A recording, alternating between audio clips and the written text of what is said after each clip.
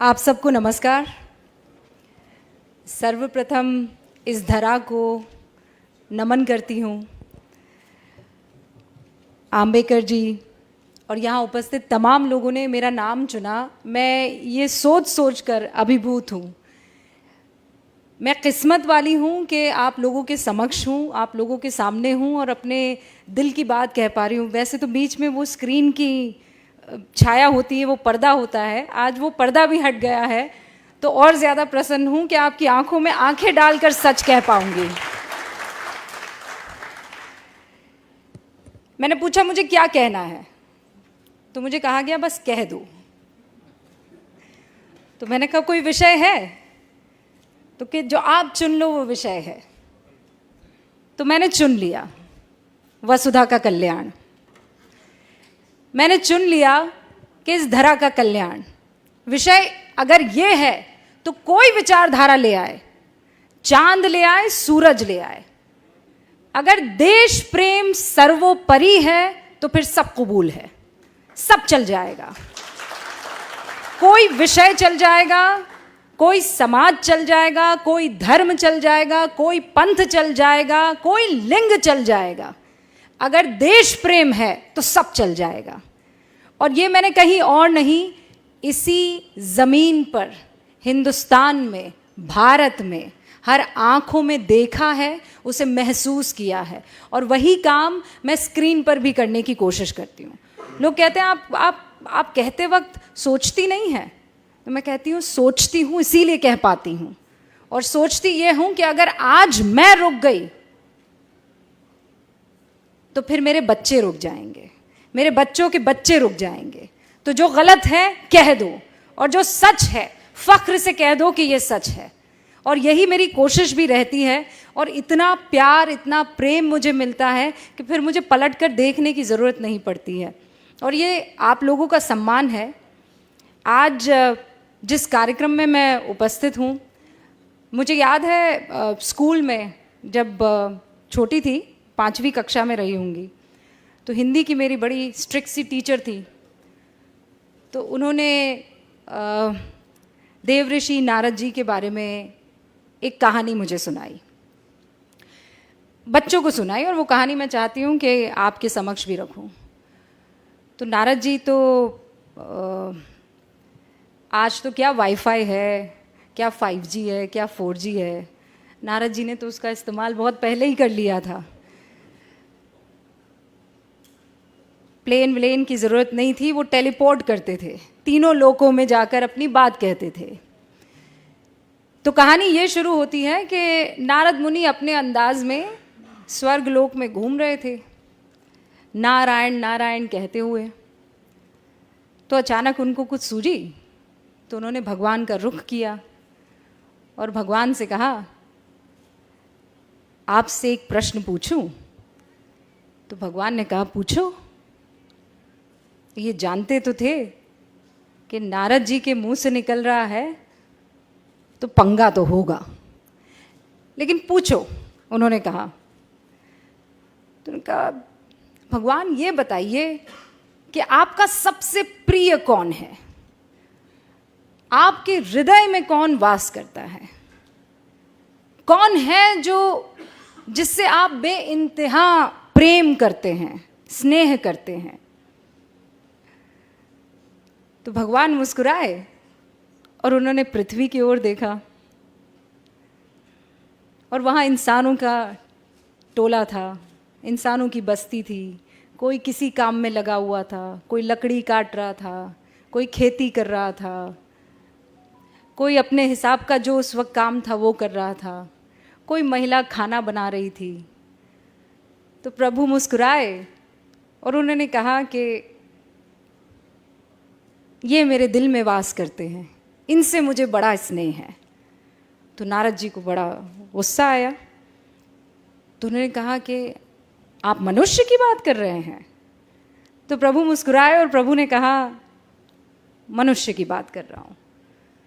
तो उन्होंने कहा, अरे नारायण नारायण मैं करता फिरता हूँ, ऐसा कोई पल, ऐसा कोई वक्त नहीं गुजरता कि मेरे मुख से नारायण नारायण ना निकले। और आपको प्रसन्न करता है मनुष्य, आपको पसंद आता है मनुष्य, आपका स्नेह मनुष्य से। तो प्रभु फिर मुस्कुराए, उनकी अपनी लीला। उन्होंने कहा कि इस मनुष्य को मैं छोड़ दूंगा, तुम बस ये मेरा जो इम्तिहान है उसे पास कर लो।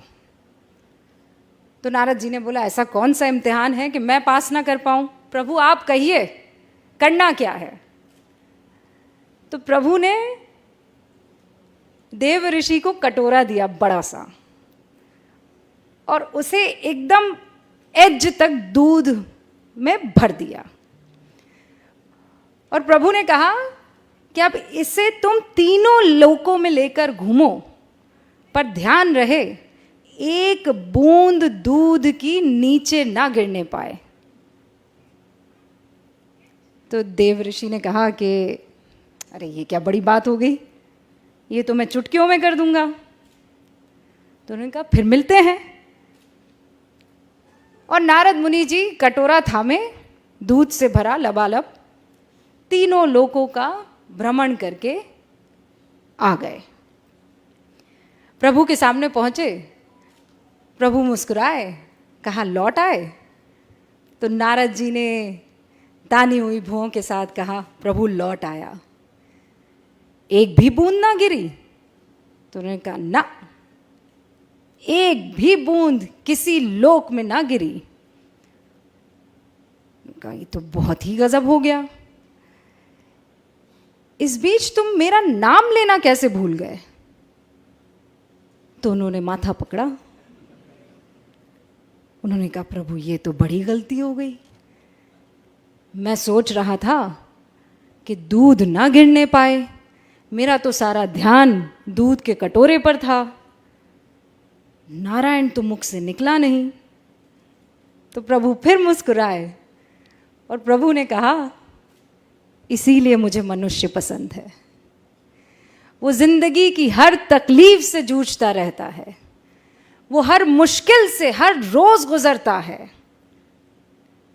उसकी जिंदगी के कटोरे में परेशानियों का दूध लबालब है, लेकिन फिर भी वो मेरा नाम लेना नहीं भूलता है।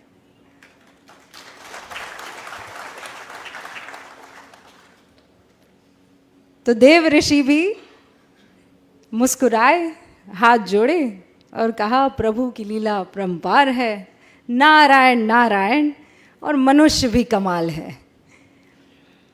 तो आज जब मैं दिल्ली से यहाँ का सफ़र कर रही थी, तो एक बार फिर से देव ऋषि नारद मुनि मेरी आंखों के सामने थे, मेरा बचपन मेरे सामने था, और वो बुज़ुर्ग हिंदी की टीचर जो इसी अंदाज में कहानी कह रही थी, और मुझे लगता है इससे बेहतर कह रही थी वो, और मैं टकटकी लगाए उन्हें सुन रही थी और ये जानने की कोशिश कर रही थी कि कौन बेहतर होगा, मनुष्य के देव ऋषि नारद मुनि।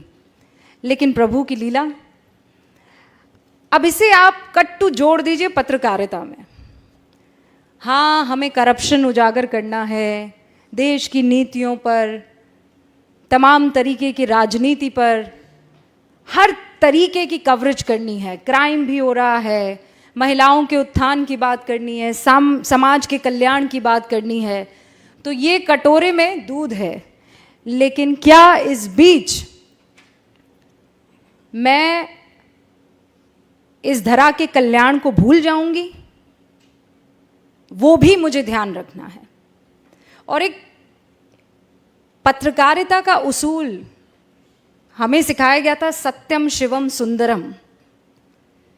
लेकिन सत्य हमेशा सुंदर हो ये ज़रूरी नहीं है। और जिस दिन मेरे पत्रकार बंधुओं ने ये समझ लिया, ये जान लिया कि सत्य कड़वा होता है और उसे पीना भी सीखो और उसे पिलाना भी सीखो।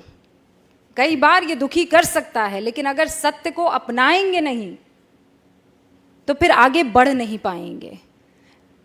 वो कहते हैं या तो आप इस तरफ आ जाती हैं या इस तरफ आ जाती हैं, कोई ग्रे एरिया भी छोड़ दीजिए। लेकिन जब आप धरा की बात करते हैं तो वहाँ कोई ग्रे एरिया छूटता नहीं है, फिर तो सच होता है या झूठ होता है।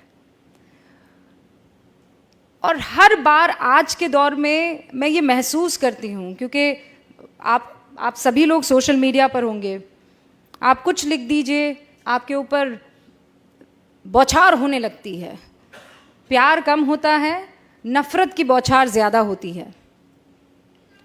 तो क्या वो आपको कुछ कहने से रोक देगा? ये आपको तय करना है। क्या उन गालियों से आप सत्य सामने रखना छोड़ देंगे? ये आपको तय करना है। और मैं हमेशा अक्सर जहाँ जाती हूँ ये कहती हूँ कि मैं आइसक्रीम नहीं हूँ कि जिसे देखकर, जिसे सुनकर हर कोई खुश हो जाए। मैं एक पत्रकार हूँ और पत्रकारिता में दो पक्ष ही होते हैं। अक्सर ये सिखाया जाता है कि पत्रकारिता में आपको अनबायस्ड होना चाहिए। बहुत लोग मेरी बातों से इत्तेफाक नहीं रखेंगे, लेकिन मुझे ये कहना आप लोगों के सामने ज़रूरी है। जब देश की बात आएगी, वतन की बात आएगी, तो इसमें अनबायस्ड कोई कैसे हो सकता है?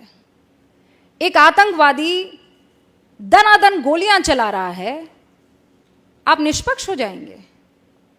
एक 8 साल की बच्ची के साथ बलात्कार हो रहा है, आप निष्पक्ष हो जाएंगे? आपको पक्ष तो लेना होगा ना। या आप जो कहते हैं कि इन मसलों पर निष्पक्षता चाहिए, इन मसलों पर निष्पक्षता कैसे हो सकती है? जब वतन की, जब धरा की, जब लोकतंत्र की, जब हिंदुस्तान की, जब भारत की बात आती है, तो इसमें निष्पक्षता कैसे हो सकती है? कोई माई का लाल मुझे बता दे कि नहीं, निष्पक्षता के नाम पर वो हिंदुस्तान को एक तरफ कर देगा और वो दूसरी तरफ खड़ा हो जाएगा। तो ऐसे में अगर कोई कह दे कि आप निष्पक्ष नहीं हैं, तो मुझे कबूल है। अगर हिंदुस्तान के साथ खड़े रहना, उसके मूल्यों के साथ खड़े रहना, उसके लोकतंत्र के साथ खड़े रहना निष्पक्षता नहीं है, तो मुझे कबूल है।